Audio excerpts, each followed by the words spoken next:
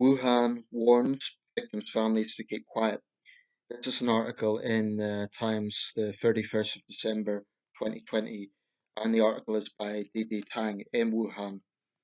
Um, as I often do with these, that's the article.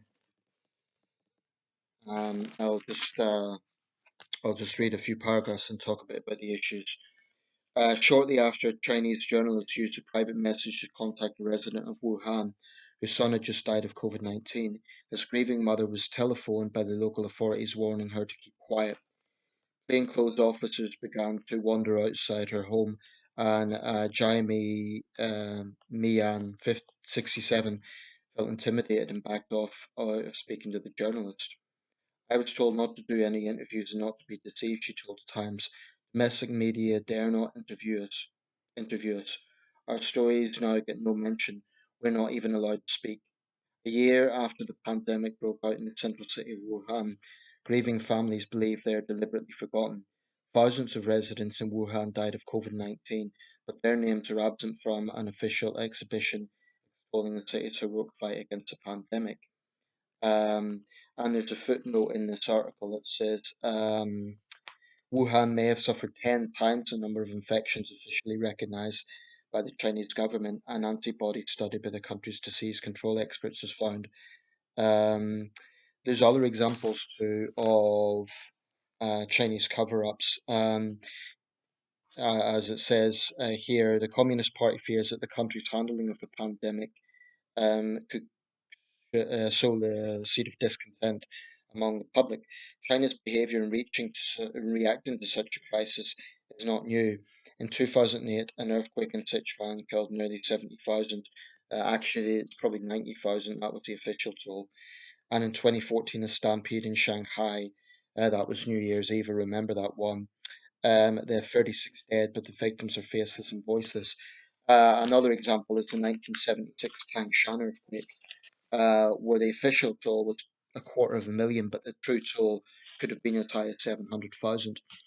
So the Chinese state has long had a record of trying to cover things up.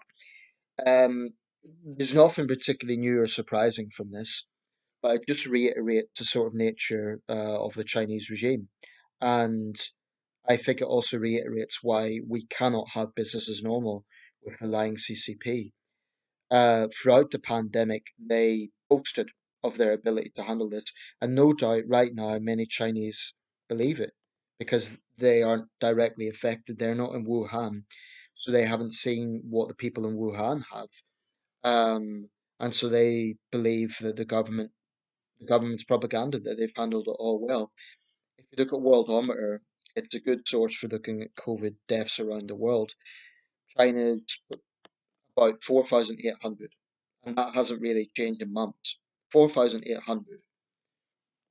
I mean, that's in a country of 1.4 billion. Britain's had 73,000 deaths, Italy about 70,000, Brazil 200,000, United States 320,000. You know, these are realistic figures. China 4,800. I don't believe that for a second. And I think it's pretty shameless how the Communist Party, in their arrogance, basically bribe foreign officials, or not bribe, that's the wrong word, but tried to coerce foreign officials into praising them. Apparently, German diplomats were told that in order to receive PPE, they would have to praise the Chinese Communist Party. This sort of thing needs to be exposed, so good work to the Times for reporting that. Um, but it just makes a mockery of Chinese transparency, a bit like the Hong Kong trials they've just had, which they claim will be open and fair. That's the regime that is in power in Beijing, and the world must never ever forget where this began. The world must never forget that in the first critical weeks of COVID, they tried to cover it up.